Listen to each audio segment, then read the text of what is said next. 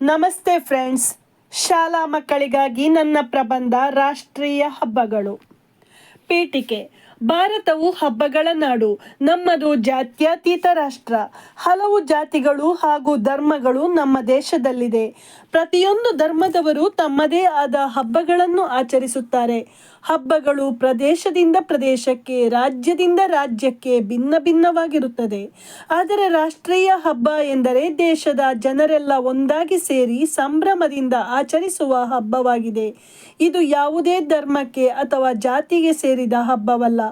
ವಿಷಯ ವಿವರಣೆ. ರಾಷ್ಟ್ರೀಯ ಹಬ್ಬಗಳನ್ನು ಆಚರಿಸುವುದರಿಂದ ನಮಗೆ ದೇಶದ ಮೇಲಿನ ಗೌರವ, ಪ್ರೀತಿ, ದೇಶಾಭಿಮಾನ ಜಾಸ್ತಿಯಾಗುತ್ತದೆ. ಹಬ್ಬಗಳ ಆಚರಣೆ ಮಾಡುವುದರಿಂದ ನಾವೆಲ್ಲರೂ ಒಂದೇ, ನಾವು ಭಾರತೀಯರು ಎಂಬ ಭಾವನೆ ನಮ್ಮಲ್ಲಿ ಮೂಡುತ್ತದೆ. ಹಬ್ಬಗಳು ಐಕ್ಯತೆ, ಸಹೋದರತೆ, ಸಮಾನತೆಯ ಸಂದೇಶವನ್ನು ಸಾರುತ್ತದೆ.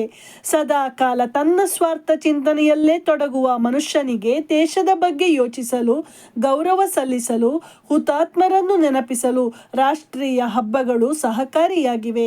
ಸ್ವಾತಂತ್ರ್ಯ ದಿನಾಚರಣೆ, ಗಣರಾಜ್ಯ ದಿನಾಚರಣೆ, ಮಕ್ಕಳ ದಿನಾಚರಣೆ, ಶಿಕ್ಷಕರ ದಿನಾಚರಣೆ, ಗಾಂಧಿ ಜಯಂತಿ ಮುಂತಾದ ರಾಷ್ಟ್ರೀಯ ಹಬ್ಬಗಳನ್ನು ನಾವು ಆಚರಿಸುತ್ತೇವೆ. ಬ್ರಿಟಿಷರ ಕಪಿಮುಷ್ಟಿಯಿಂದ ಬಿಡುಗಡೆ ಹೊಂದಿ ಸ್ವಾತಂತ್ರ್ಯವನ್ನು ಪಡೆದ ಸವಿ ನೆನಪಿಗಾಗಿ ಆಗಸ್ಟ್ 15 ಸ್ವಾತಂತ್ರ್ಯ ದಿನವಾಗಿ ಪ್ರತಿ ವರ್ಷವೂ ಆಚರಿಸುತ್ತೇವೆ. ಅಂದು ಸ್ವಾತಂತ್ರ್ಯ ಯೋಧರ ನೆನಪನ್ನು ಮಾಡುತ್ತಾ ಅವರಿಗೆ ಗೌರವವನ್ನು ಸಲ್ಲಿಸುತ್ತೇವೆ. ಸ್ವಾತಂತ್ರ್ಯ ಸಿಕ್ಕಿದ ಖುಷಿಗೆ ಸಿಹಿ ಹಂಚುತ್ತೇವೆ.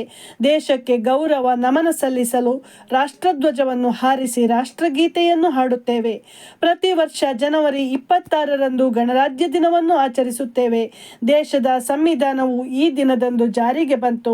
ನವೆಂಬರ್ 14 ಮಕ್ಕಳ ದಿನಾಚರಣೆ ಎಂದು ಆಚರಿಸಲಾಗುತ್ತದೆ. ದೇಶದ ಮೊದಲ ಪ್ರಧಾನಿ ಜವಾಹರ್ಲಾಲ್ ನೆಹರು ಅವರಿಗೆ ಮಕ್ಕಳೆಂದರೆ ಪ್ರಾಣ. ಅವರು ಹುಟ್ಟಿದ ದಿನವನ್ನು ಮಕ್ಕಳ ದಿನವಾಗಿ ಆಚರಿಸಲಾಗುತ್ತದೆ. ಸರ್ವಪಲ್ಲಿ ರಾಧಾಕೃಷ್ಣನ್ ಅವರ ಜನ್ಮದಿನ ಸೆಪ್ಟೆಂಬರ್ 5ರಂದು ಶಿಕ್ಷಕರ ದಿನವಾಗಿ ಎಲ್ಲೆಡೆ ಆಚರಿಸಲ್ಪಡುತ್ತದೆ. ಗಾಂಧೀಜಿಯವರು ಹುಟ್ಟಿದ ದಿನವಾದ ಅಕ್ಟೋಬರ್ 2ನ್ನು ಗಾಂಧಿ ಜಯಂತಿ ಎಂದು ದೇಶದೆಲ್ಲೆಡೆ ಆಚರಿಸಲಾಗುತ್ತದೆ. ಉಪಸಂಹಾರ. ರಾಷ್ಟ್ರೀಯ ಹಬ್ಬಗಳನ್ನು ಆಚರಿಸುವ ಮೂಲಕ ನಾವೆಲ್ಲರೂ ಒಂದೇ ಎಂಬ ಭಾವನೆಯು ಹೆಚ್ಚಾಗುತ್ತಾ ಹೋಗುತ್ತದೆ. ರಾಷ್ಟ್ರಭಕ್ತಿ ಬೆಳೆಯುತ್ತದೆ.